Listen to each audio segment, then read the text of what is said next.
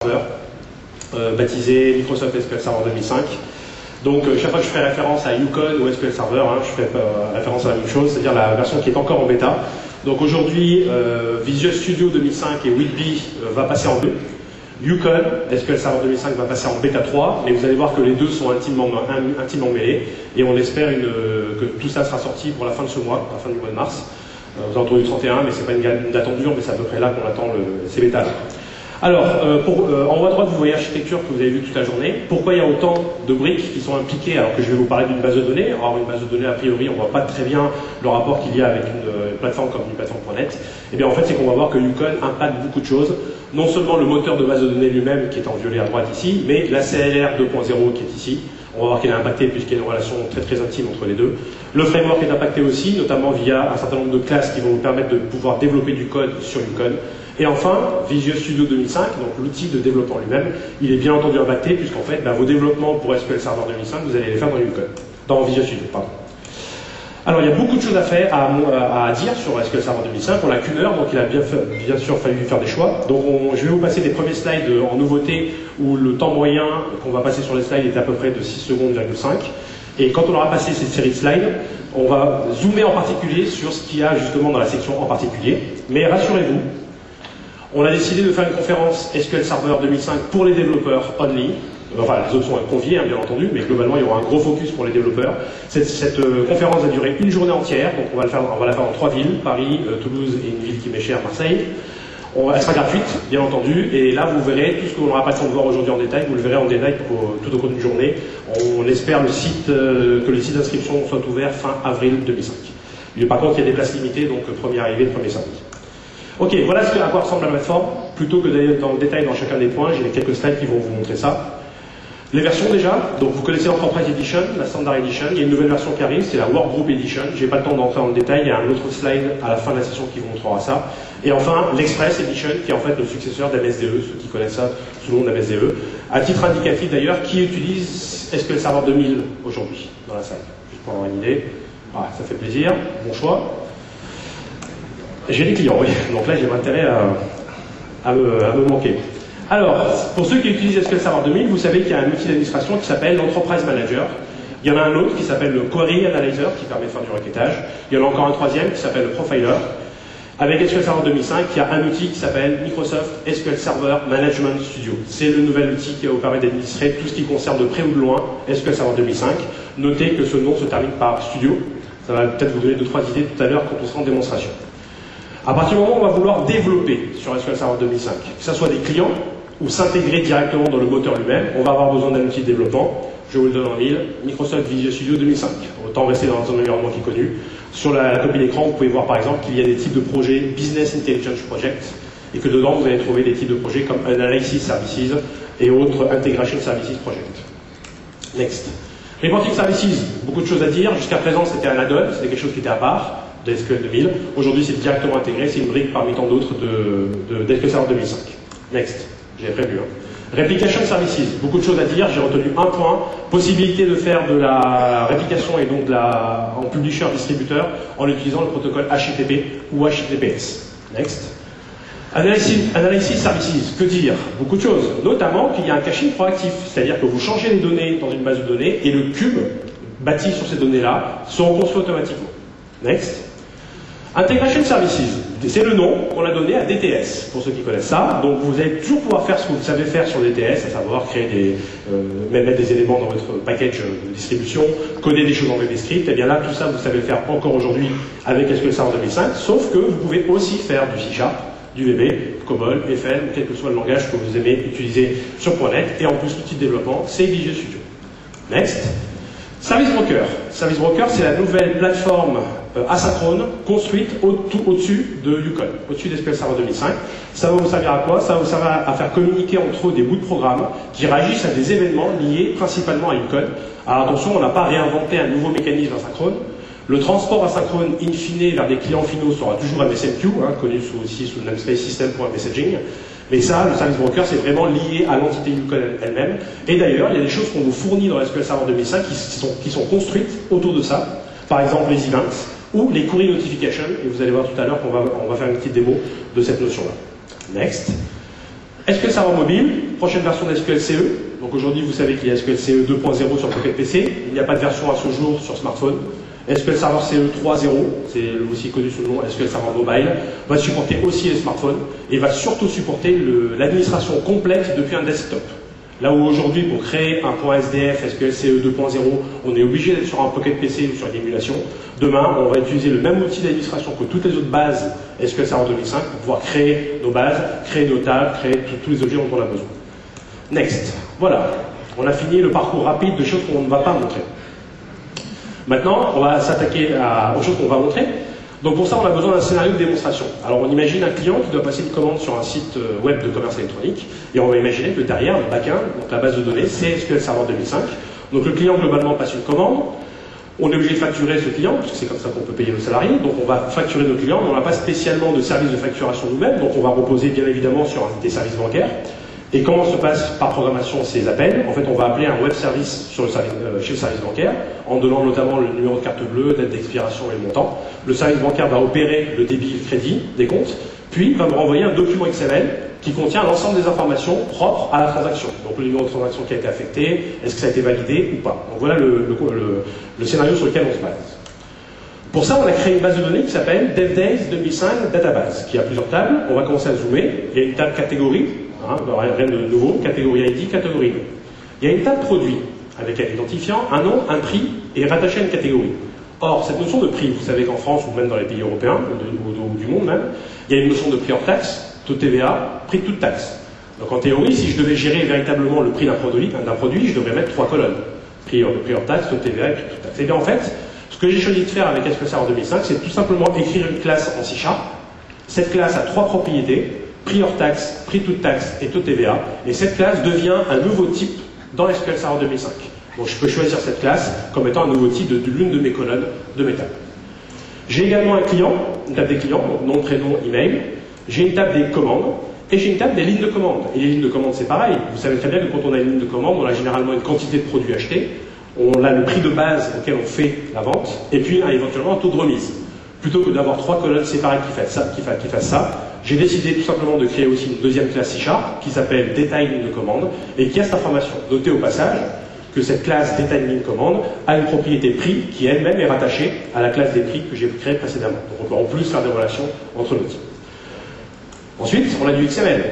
Quand on reçoit du XML de notre service bancaire, le premier moyen qu'on a, a priori, c'est d'éclater ce XML, d'aller interroger les nœuds qu'il y a dedans, les valeurs, et puis de créer les tables en accord avec ce qu'on a dans notre document XML.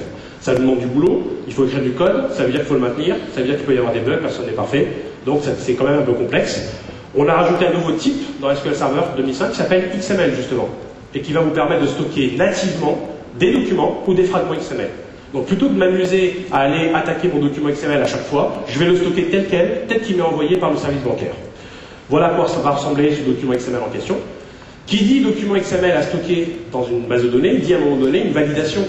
Non pas une validation au sens XML, ça c'est la base, une validation au sens notion. C'est-à-dire est-ce que les nœuds qui sont dans le fragment qu'on essaie de me donner sont bien en accord avec ce que j'attends. Donc là on commence à toucher à une notion de schéma XSD, et on va voir en fait qu'on va pouvoir valider notre document XML par des schémas XSD directement dans Ucode. Enfin, on travaille sur une base de données qui tourne sur une VPC, qui n'est pas vide. Comme vous pouvez le constater, il y a 10 produits, 10 catégories, 100 produits, 100 clients, mais surtout 500 000 commandes et 1 400 000 lignes de commandes. Donc tout ce que vous allez nous voir faire sur les démos, ça tourne sur une base qui est comme ça, dans une VPC, même pas sur une vraie machine. Voilà, allons-y. Première fonctionnalité, Mars. Ça pourrait vouloir dire Marseille, mais en fait ça veut dire multiple active result set. C'est quoi? C'est la possibilité qu'on a maintenant avec ADO 2.0 et SQL Server 2005 de pouvoir ouvrir plus d'un curseur avec la même connexion.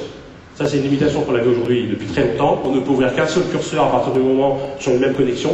Si on veut ouvrir un deuxième curseur sans avoir fermé le premier, on est obligé de créer une deuxième connexion. Bien maintenant, c'est fini. Je ne veux pas de démo spécifique parce que c'est pas très compliqué. Voilà comment ça se passe. Donc ça, c'est le code classique. Vous définissez vos objets de commande, vos objets de connexion ADO.net, etc. Donc là, il n'y a pas de surprise. Je vais d'abord créer un premier curseur grâce à l'invocation de la méthode execute_reader, puis je commence à faire une boucle, while, et tant que la méthode read de mon curseur me renvoie quelque chose, c'est que j'ai un enregistrement. Et regardez la nouveauté, c'est que maintenant, à l'intérieur même du while, je peux créer un deuxième curseur en utilisant la même connexion. Ça, c'est quelque chose qui a été beaucoup demandé, et c'est enfin là. Nouveauté de Transact SQL. Pas mal de choses à dire. Vous savez par exemple qu'il y a des champs de type qui s'appellent texte dans SQL Server 2000 ou binary qui permettent de stocker des chaînes de caractères au-delà du kilo. Pourquoi? Parce qu'évidemment les types de champs comme varchar ne vont pas au-delà de 8000 octets. Que faire quand vous avez au-delà de 8000 octets? Vous allez utiliser le champ texte. Mais le problème du champ texte, c'est qu'en fait, il ne répond pas aux mêmes normes que les types de type varchar, nchar ou char. Donc par exemple, les fonctions de traitement des chaînes de caractères, elles ne s'appliquent jamais à texte. Elles s'appliquent à varchar, à char, mais jamais à texte. On a créé une nouveauté qui s'appelle varchar de max. Varchar de max, c'est une symbolique qui dit à Yukon, je m'apprête à stocker du texte à hauteur de 2 gigas. Et donc le jour où vous commencerez à remplir vos colonnes et à atteindre 2 gigas de texte, appelez-nous parce qu'on vous expliquera comment vous en passer. Ensuite, gestion d'erreurs. Vous savez qu'on écrit du Transact SQL, donc on utilise le Query Analyzer pour ça. Et vous savez que la gestion d'erreurs aujourd'hui passe par un if @error, et puis vous allez tester s'il y a eu un code d'erreur avec ça, etc. Et bien on va voir qu'on a ajouté une nouvelle syntaxe dans le Transact SQL qui permet de faire du try catch. On va voir ça en démo. Et puis 2-3 petites choses derrière, mais le mieux, comme on dit d'habitude, plutôt que des mots, des mots. Alors ici, la situation est simple, j'ai un portable qui est branché sur le Barco, en bureau étendu. Ce que moi je vois ici, c'est ce que vous voyez vous à l'écran. Et ici, en fait, j'ai Vetuste. Alors Vetuste, c'est le terme du Sud pour dire anti-sèche. Et donc, en fait, je vais passer du temps à faire du copier-coller entre du code qui est à gauche que vous ne voyez pas, et vous le verrez apparaître quand je vais le coller à droite. Ça tourne sur une VPC, donc là, Yukon Client, c'est tout simplement le nom de la VPC. Et donc, c'est un Windows XP, et puis j'ai une build intermédiaire de Yukon et de Visual Studio entre la bêta 2 et la bêta 3. Alors, allons-y. Première chose, il y a un portail sur SQL Server 2005. Pour tous ceux qui sont intéressés par des données techniques, vous savez qu'MSDN.microsoft.com, c'est le site US pour les développeurs. On a l'équivalent en France qui est www.microsoft.com/france/MSDN. Et en fait, quand vous allez dans /2005, vous allez trouver un portail dédié à la version bêta 2005, et notamment avec des webcasts, des articles techniques, et surtout des hands-on labs qui vous permettent de pouvoir reproduire les exemples de base, comme créer des types, etc. Ça, c'est la première chose. La seconde chose, c'est que je vous disais qu'il y a maintenant un outil d'administration qui s'appelle SQL Server Management Studio. Donc je vous propose de le lancer. Et la première question que va me poser en fait l'outil en question, c'est qu'est-ce que tu veux administrer? Alors je sais que vous ne pouvez pas forcément lire ce qui est écrit dessus, je vais vous le décrire, ne vous inquiétez pas. Database Engine, ça veut dire, veux-tu administrer ton serveur de base de données SQL Server 2005? Analysis Services, donc là c'est toute la partie BI. Reporting Services, donc je vais pouvoir maintenant administrer, d'un point de vue administration, un DBA, j'entends, la partie reporting. SQL Server Mobile, donc là on parle d'SQL CE. C'est de là que je vais pouvoir administrer depuis la même console d'administration des bases de données qui a priori sont dédiées pour des Pocket PC, des smartphones ou de l'embarqué. Et enfin, Integration Services, c'est le nouveau nom qu'on donne à DTS. Donc c'est là que vous allez pouvoir administrer tous vos packages de distribution.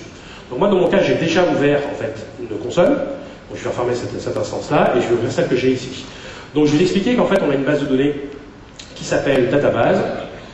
2005, DevDays 2005 database avec un certain nombre de tables, et je vous disais qu'elles étaient bien remplies ces tables. Alors comme tout à l'heure, la conférence n'exclut pas une certaine forme de contrôle, sauf que j'espère qu'ici ça va marcher quand même, parce que pas à chaque fois. Hein. Donc là vous reconnaissez tous du Transact SQL, hein, Select 40 étoiles, et je vais vous renvoyer en fait les capacités aujourd'hui de la base. Donc 9, 100, enfin 99 disons, 99 et surtout 500 000 commandes, et puis vous me permettrez d'arrondir à 1 400 000 lignes de commandes. Donc cette base n'est pas vide et c'est là-dessus qu'on va commencer à travailler. Alors la première chose, c'est que je vous disais que SQL, donc je vais dépuniser ici, SQL Server Management Studio finit par Studio. Et donc s'il finit par Studio, on va certainement trouver une notion de solution. Donc là vous avez une notion de solution avec des types de projets. Donc je vous propose de créer un nouveau projet, New Project. Ce projet, on va l'appeler DevDays Paris. Et puis Script, par exemple. Voilà. À partir de ce moment-là, j'ai un projet qui est vide. Maintenant, il va falloir que je dise sur quel serveur je compte créer les fichiers de requête que je m'apprête à créer. Donc, je vais venir dans Connexion, New Connection. Là, il me demande, OK, quel est le nom du serveur sur lequel tu veux aller? Donc, la machine cliente s'appelle comme ça. Ça, c'est le nom de l'instance, donc l'instance nommée que j'ai créée lors de l'installation. Voilà, j'ai maintenant ma connexion qui est là. Maintenant, je vais créer un nouveau fichier de requête. New Query, pareil, il me dit, veux-tu utiliser cette connexion pour y aller? Je dis oui. Et puis maintenant, on va commencer à taper un peu de code et vous montrer ce qu'on peut faire. Alors, premièrement, la notion de gestion d'erreurs. En Transact SQL, vous savez que vous allez écrire du code comme ça, select 1 divisé par 0, puis pour tester l'erreur, vous allez faire un if error, différentes zéros.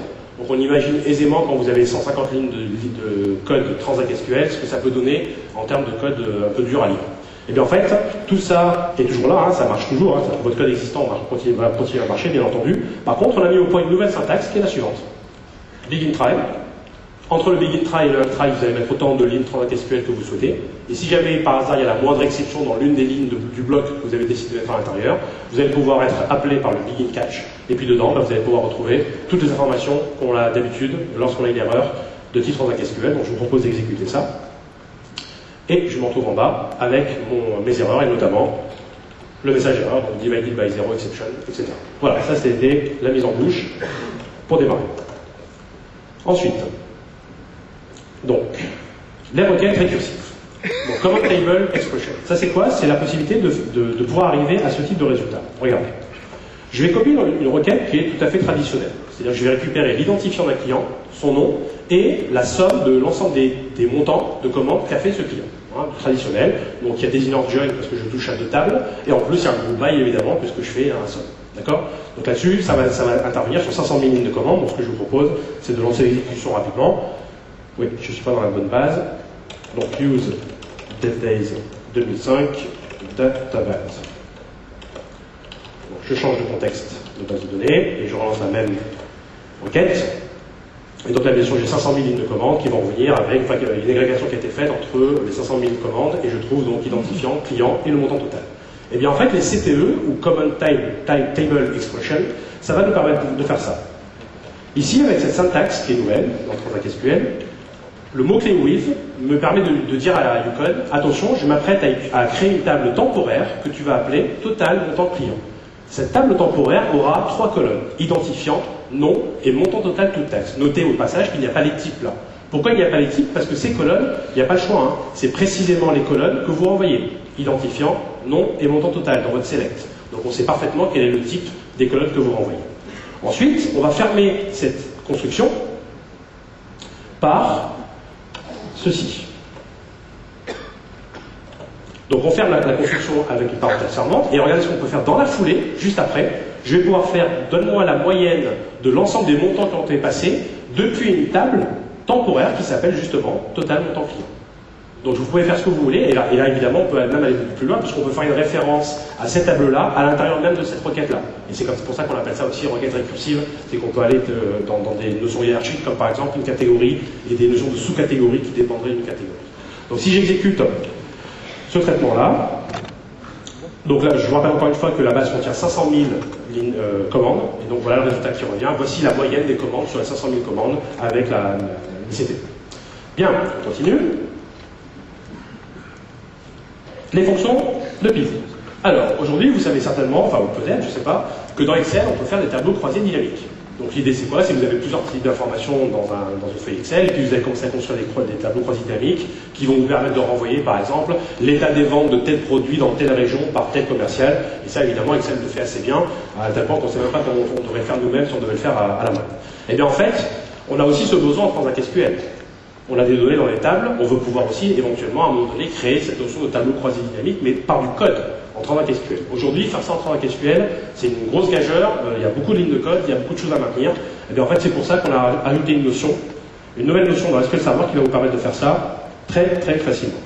Donc tout va démarrer d'une requête, tel David Vincent, d'une requête qui renvoie l'identifiant du client, le nom du client, et l'identifiant du produit qu'a commandé le client. Donc je vous rappelle que là, par contre, dans les lignes de commande, ça renvoie 1 400 000 lignes de commande. Hein. Là, on est au niveau du détail. Eh bien, à partir de là, regardez ce que je vais faire.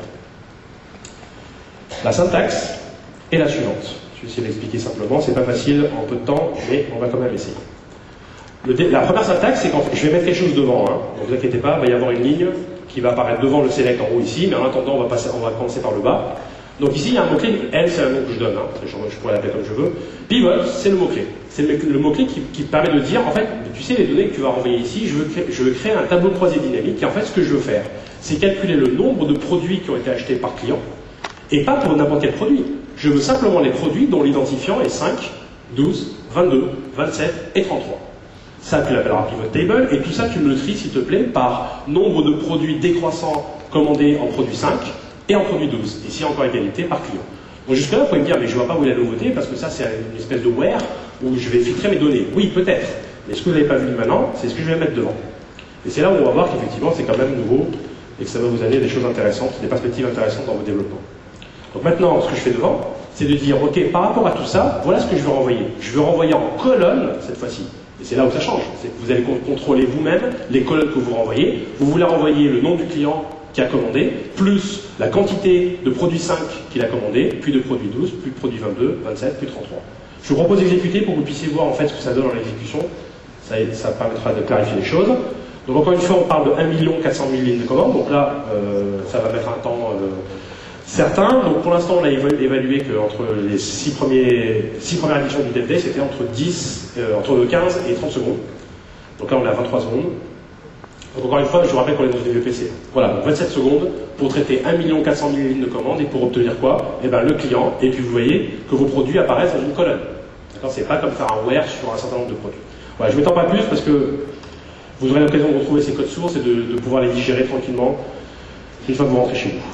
Ensuite, vous avez certainement eu déjà besoin de numéroter des enregistrements.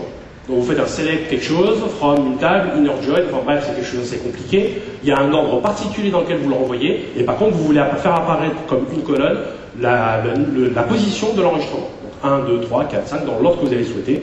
Et bien maintenant avec Lucol, c'est possible, puisque voici les fonctions qu'on a rajoutées. Alors, premièrement, on fait un select. Alors, ce que je peux faire, c'est faire ça. On fait un select qui ramène le nom du client, le montant total, et regardez, row number. Et le row number dit, tu me renverras le numéro de position de l'enregistrement. Mais attention, il y a une notion d'ordre là. C'est pas quel que soit l'ordre, c'est quel que soit l'ordre que j'ai choisi. Et regardez comment vous allez indiquer l'ordre que vous voulez.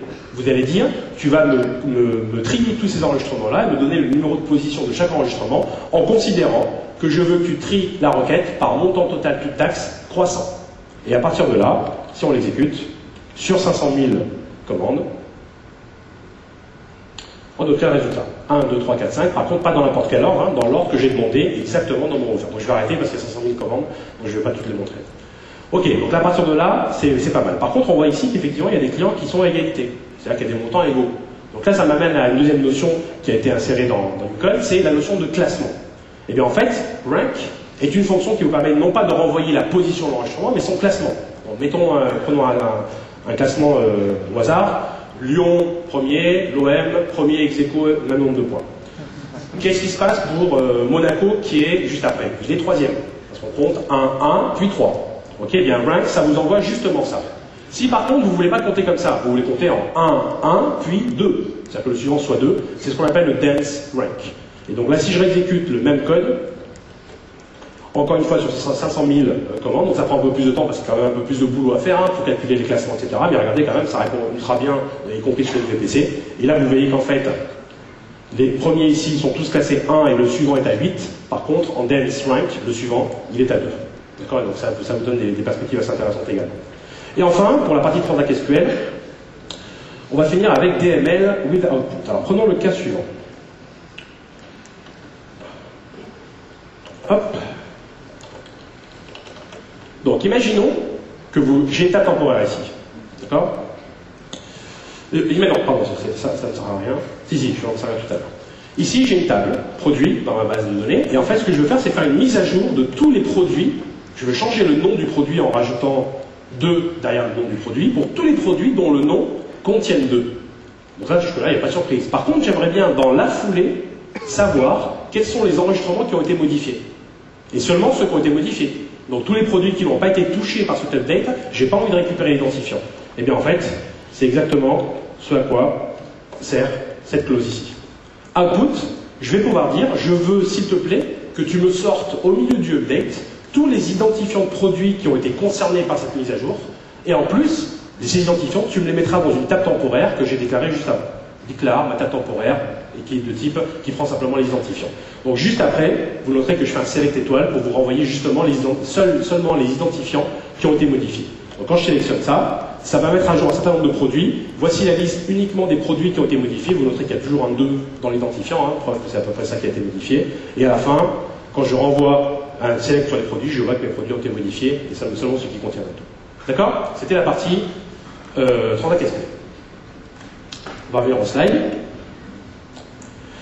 XML. Donc XML dans SQL Server 2005. Jusque-là, vous savez que dans 2000, on est capable de pouvoir extraire n'importe quel enregistrement, au pluriel, au format d'un stream XML. Il suffit simplement de faire un select étoile from quelque chose, vous ajoutez la clause for XML auto. Si vous ajoutez cette clause, vous renvoyez un stream XML. Si vous ne rajoutez pas cette clause, vous renvoyez simplement un résultat au sens traditionnel du terme. Donc ça, c'est toujours là, bien sûr, en 2005, il n'y a pas de changement. Ce qu'il y a comme changement, c'est ça. C'est qu'il y a un nouveau type XML qui va vous permettre de faire pas mal de choses. Et le mieux, c'est encore de laisser la parole à Pierre, qui va nous faire une démo convaincante. Ouais, donc en fait, c'est pas une chose très compliquée à faire. Hein. Vous avez la possibilité directement, lorsque vous êtes dans Transact SQL, de déclarer des variables, je l'appelle type, des variables qui seront de nature XML. Alors ensuite, cette variable, on va tout simplement jouer avec.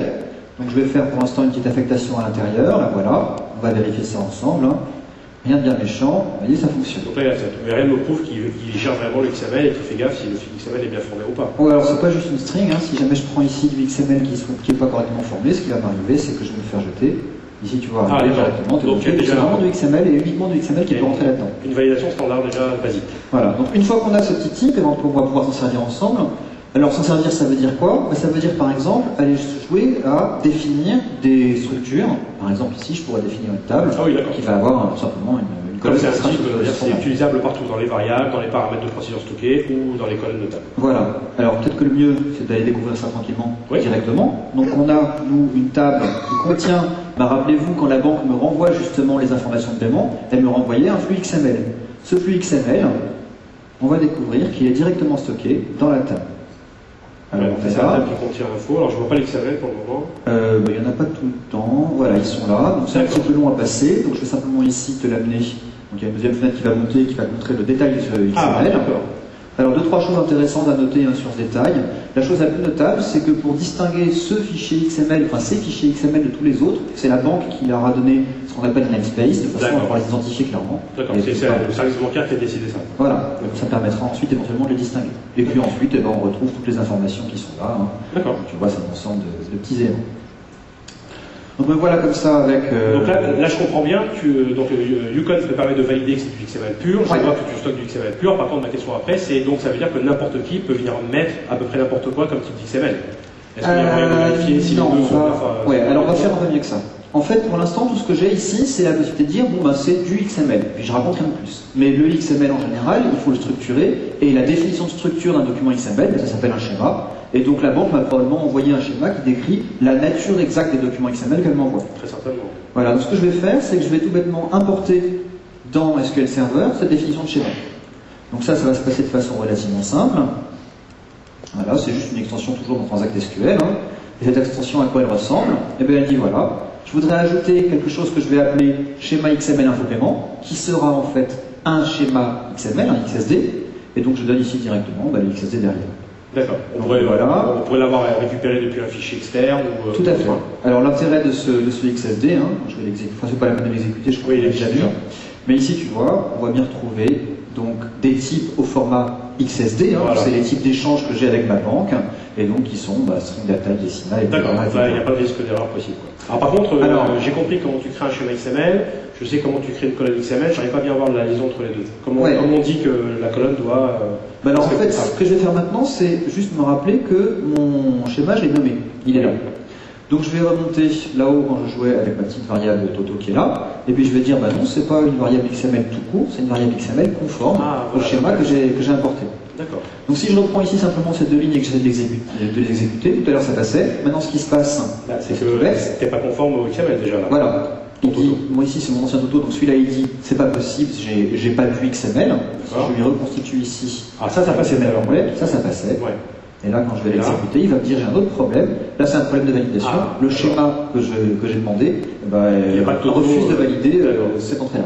Très bien.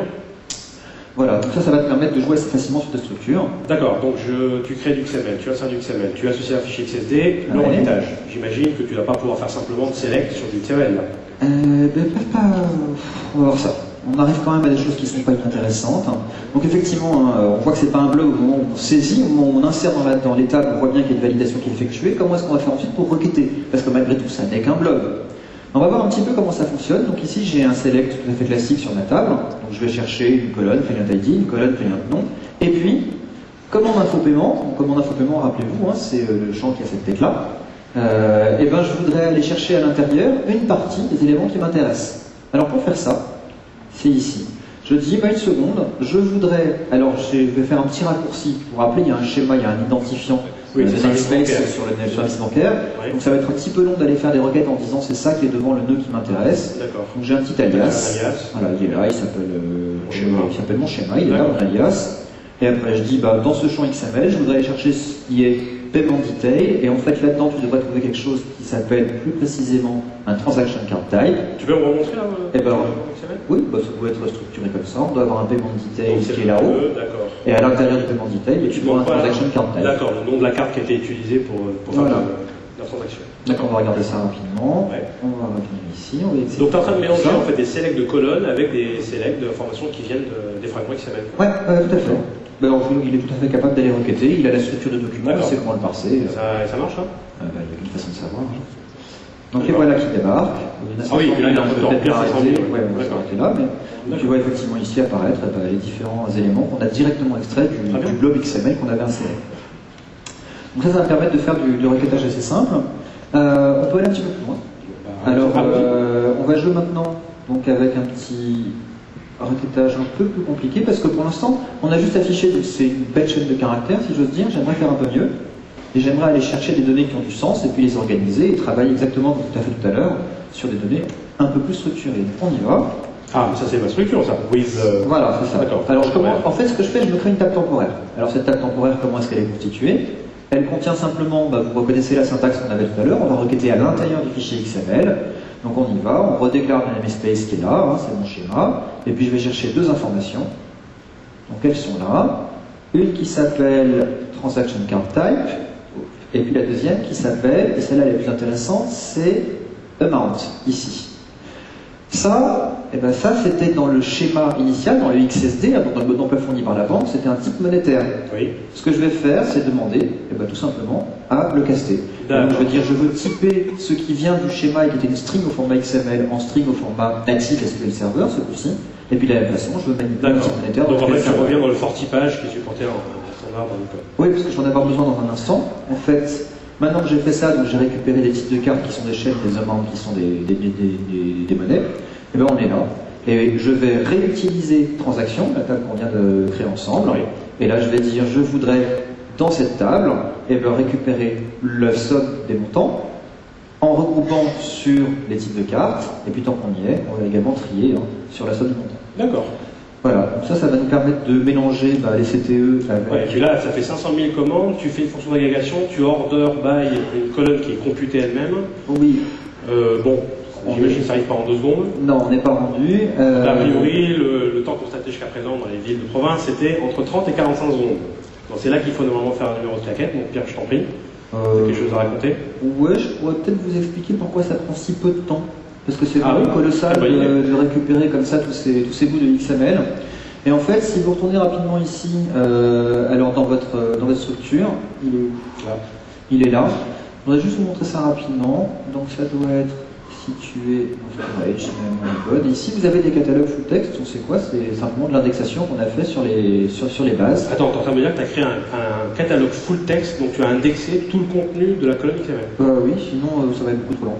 D'accord. Donc ça me permet comme ça très facilement d'avoir du requêtage extrêmement rapide, de parcourir, de balayer, de faire des jointures. Enfin, c'est vraiment la plus grande souplesse que je peux récupérer, tout simplement parce que j'ai récupéré ça. D'accord. Donc on en est où là? Écoute, je t'ai meublé. Ouais, tu m'as bien pris 15 secondes, c'est bien. Voilà.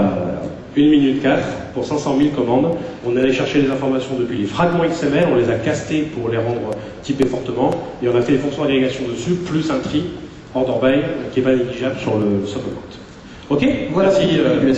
Merci Jean-Pierre. Alors, la suite, query notification. Query notification, je vous disais que ça repose sur la plateforme asynchrone Service Broker. Donc ça, c'est quoi l'idée? C'est que vous allez vous abonner, quand vous faites une requête par exemple qui renvoie des informations, si vous voulez faire en sorte que votre utilisateur final puisse savoir quand les données ont changé. Quelle est votre solution aujourd'hui? C'est de faire des boucles. Et régulièrement aller interroger le serveur pour dire est-ce que les données ont changé, et si les données ont changé, vous notifiez l'utilisateur. Donc autant dire que vous utilisez la CPU pour rien, vous utilisez la mémoire pour rien, enfin c'est pas terrible en termes de montée en charge. Query notification, c'est l'idée inverse. Vous êtes intéressé par une requête en particulier, il y a un select étoile qui vous intéresse en particulier, vous allez demander à SQL Server 2005 de vous rappeler quand le résultat de cette requête change. Ce qui veut dire que quelque part les données ont changé. C'est ce qu'on appelle le query notification, et en fait on est appelé par SQL Server plutôt que de nous-mêmes appeler en permanence SQL Server. Donc l'idée ici c'est que je ne vais pas vous la faire à l'ancienne, dans la build actuelle, ça ne marche pas. Okay, ça ne marche pas parce que il n'y a pas toutes les fonctionnalités. Par contre, je vous rassure, sur la bêta 3 qui va sortir donc fin mars, ça marchera de manière native. Voilà, donc je vais passer à l'autre. Là, autre chose. C'est en tout cas le costume, il a l'air bien fait. Par contre, le problème c'est que la magie elle va s'arrêter dès qu'il va ouvrir la bouche. Enfin bon, on va bien voir. Comment ça, quand je vais ouvrir la bouche? Désolé, Pascal, mais je suis bien le vrai Casimir, le seul, l'unique. J'ai pas de frère jumeau et à ma connaissance, j'ai pas encore été cloné. Hein. Putain, c'est dingue, c'est en plus le vrai. Mais qu'est-ce que tu fais là, toi, Casimir? Je fais là, comme tout le monde, je me suis inscrit à la conférence. Non, c'est très intéressant, mais j'ai l'impression que tu as un petit problème quand même. Oui, ça s'est vu? J'ai entendu dire que la query notification ne marchait pas sur la démo que tu as, pas dans cette version. Eh oui. Moi je suis sûr que les gens seraient quand même intéressés d'avoir un peu de code. De voir un peu de code, le problème, il faut que je t'avoue un truc, c'est que je suis un peu sec sur la démo. Bon, écoute, c'est pas un problème, je vais m'occuper de toi. Hein. Alors, d'abord, on va faire une petite démonstration. Un moment de honte, tu sais, ça passe très vite. Hein. Oui, allez, alors déjà, tu vas basculer l'ordinateur de démonstration et tu vas aller dans Visual Studio. D'accord, hein. J'y vais. D'accord, tu me suis? Oui. Ok. Alors, attends, j'ai basculé, bouge pas. Laisse-moi, c'est bon. Bon, alors maintenant tu ouvres le projet Query. Hein. Le query notification. Query notification, bien sûr, oui. D'accord, il est là. Et tu montres le code C#. Il se trouve dans le fichier form 1, form I. Putain, mais c'est dingue ça. Tu viens là? Ouais, là j'y suis, ouais. Bon, alors, tu vas dans la partie qui définit l'objet de commande ADO. D'accord, tu ne bouges pas. C'est bon? Alors, attends, voilà, en fait, c'est là. C'est là où je crée la connexion, l'objet commande, d'accord, et puis? Bon, alors maintenant, tu vois comment on fait hein, pour s'abonner hein? Non. Il suffit d'instancier une classe SQL Dependency. Celle-là? D'accord? Oui. Ensuite, tu passes ton objet commande au constructeur de cette classe. Oui, d'accord. C'est bon. Ouais, c'est bon là. Sur cet écran. Ouais. En fait, il reste juste à t'abonner hein, à l'événement Unchanged. Oui, il est là. Voilà, et comme tu le sais, en C#, il suffit ensuite de faire un plus égal. Ah oui. En VB. Hein. Et en VB, en fait... tu sais comment il faudrait faire? Je crois qu'il faut faire un add-on hein, c'est ça? Écoute, mais c'est magnifique. Voilà, mon Pascal. Hein, tu vois que c'est pas si compliqué que ça. Hein? Non, mais merci, Casimir. Il faut que j'y aille parce que vous avez encore du travail et moi j'ai un énorme globi-boulga sur le feu. Ah, bon, alors, je te laisse. Alors, merci d'être passé encore, hein, Casimir. Bon, c'était quoi déjà l'air de ton émission, là, tu vas pas me dire que tu l'as oublié quand même. Ça remonte à loin quand même. Hein. T'as oublié? Ça remonte un peu à loin. C'était quoi? Désolant. Vous vous en souvenez, vous, quand même? Attendez juste une petite minute. Je vais vous laisser finir la conférence, mais est-ce que vous voulez me faire un grand plaisir avant que je parte? Tous ensemble, comme ça, juste une fois. Hein. Juste à cappella. On va chanter juste le générique, le refrain. Bon, allons-y, ok. Voici venu le temps des des chants, dans l'île aux enfants, c'est tous les jours le printemps. C'est le pays joyeux, des enfants heureux, des monstres gentils, oui c'est un paradis. Super, vous êtes géniaux si vous êtes aussi dans l'informatique. Écoutez, je vais vous laisser travailler. Pascal, si tu as un problème, tu sais où me joindre. Hein? Pas de souci, je t'appellerai. Merci Casimir. N'importe quel moment, hein, sur casimirland.com. D'accord, voilà. Casimirland.com, ça roule. Merci Casimir. Merci à vous, excusez-moi d'avoir pris un peu de temps, je vous laisse continuer. Bonne fin de journée à tous, au revoir, merci. Hein. Le bonjour à Hippolyte. Hein. Pascal, si tu as un problème. Merci à vous, au revoir.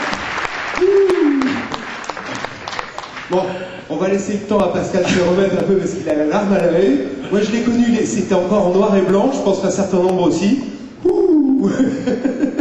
Alors, l'idée est venue tout simplement parce que Casimir, il a repris son sketch Il filme avec l'île aux enfants au doc, et dès qu'on a appris qu'on serait au doc, on s'est dit on veut Casimir. On veut pas le costume de Casimir, on veut pas la voix de Casimir, on veut Casimir, et c'est vraiment Casimir qu'on a eu. Alors encore une fois, merci à Casimir. Pascal, es-tu prêt à prendre? Ça va être facile. On va essayer. On va essayer. Je contrôlerai les photos en tentant. Hein. Alors, on va passer à une des parties les plus sympathiques du produit de Yukon, donc l'intégration de la CLR 2.0 dans Yukon. Alors aujourd'hui, vous êtes familier avec cette notion qui est que on a la CLR 2.0 dans Windows, donc on écrit un programme, on le compile, ça génère de l'IL, et puis c'est la CLR 2.0 de Windows qui prend en charge cette IL. Et bien en fait, ce qu'on a fait avec SQL Server 2005, ce coup-ci, c'est qu'on a pris techniquement la même version de la CLR, et elle est instanciée, elle aussi, et hébergée par SQL Server. Donc en fait, on peut imaginer qu'SQL, c'est comme un OS lui-même, hein, puisqu'il répond à des requêtes et autres. Et bien en fait, il y a une version d'elle-même de la CLR dans Yukon. Ça va nous permettre de faire quoi, ça? Ça va nous permettre de faire tout ce que vous savez faire aujourd'hui en Transact SQL, mais cette fois-ci aussi en C# ou en VB. Par exemple, créer des fonctions, créer des procédures stockées, créer des triggers en C#, créer des user-defined types en VB, créer des fonctions d'agrégation. Combien de fois vous avez pesté parce qu'il y avait la fonction sum, max, min, average, et il vous manquait celle qui va bien pour vous? Eh bien aujourd'hui, vous lancez Visual Studio, vous choisissez le langage que vous voulez, et vous allez pouvoir écrire une nouvelle fonction d'agrégation exactement telle que vous la souhaitez. Le mieux, c'est que je vous fasse une démo. Un petit point sur la sécurité. La CLR et SQL Server, SQL Server repose sur la CLR, donc tout ce qui est notion CLR en termes de sécurité est bien sûr disponible dans SQL Server 2005. À noter une chose, c'est que là, en fait, on va certainement avoir des situations assez cocasses entre les DBA et les développeurs. Parce que déjà avant, quand le développeur commençait à toucher aux procédures stockées, le DBA en général avait les poils qui se hérissaient.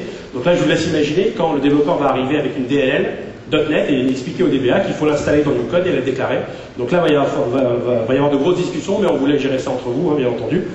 Ceci dit, il y a 3 niveaux de sécurité. Si le DBA décide de déclarer la DLL en question en mode safe, c'est le mode qu'on attend de tous en fait, ça voudra dire que la DLL n'aura accès à rien d'autre que les choses élémentaires dans la base. Donc, par exemple, l'accès au fichier n'est pas une notion élémentaire. Donc la DLL n'aura pas accès au file system, elle n'aura pas le droit de sortir à l'extérieur, etc. Si par hasard le DBA et le développeur ont de très bonnes relations entre eux, il peut aussi faire unsafe. Ce qui veut dire à la DLL, fais ce que tu veux, tu es à la maison, tu peux y aller. Le mieux, c'est que je fasse une petite démo de tout ça. Donc retournons dans Visual Studio. Et donc ce que je vous propose de faire, en fait, c'est de vous montrer comment on a intégré le développement CLR 2.0 dans Yukon depuis directement l'environnement de développement Visual Studio. Donc ce que je vous propose de faire, c'est de créer un nouveau projet, ajouter, nouveau projet. Dans les types de projets que vous allez voir apparaître, il y a un nouveau type qui apparaît qui est SQL Server Project. C'est pas Database Project, hein, là c'est vraiment SQL Server Project. Donc je vous propose de nommer ça DevDays 2005 et puis SQL Server Project, ça ira très bien comme ça. Une fois que le projet va être créé, la première information que va me demander Visual Studio, c'est dis donc, où est ton serveur, quoi? Où est ton serveur SQL Server 2005 et comment je m'y connecte? Alors ce que je vous propose de faire, c'est de basculer sur l'outil d'administration de SQL Server et de créer une nouvelle base.